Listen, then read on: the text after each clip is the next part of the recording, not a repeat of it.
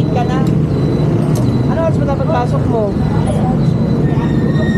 Alas 8, wala pa alas 8. 7:48 lang. Tara, dali, subukan natin gawa ng paraan. Sige, babayaran mo na. Pwede ka na bumaba. Bayad na eh. Pwede ka na di sumakay, ma'am.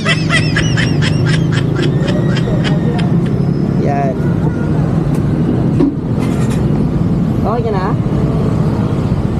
Okay, habulin natin yan. Gagawin ko aking baka, ililipat tayo pag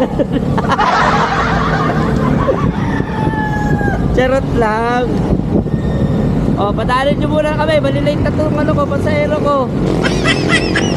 O, tay, diyan ka muna, tay. Sige naman, bisa mo, malilate ka naman. Bisa mo. Gawin ka muna sa camera ko, ma'am. Gawin ka. Saan dyan? Yan, kahit saan dyan, basta kumaway ka lang dyan. Hindi ko naman nakikita. 360 yan eh. Alam, Oo. baka i-post mo. Nakapopost talaga yan. Sige, ma'am, salamat.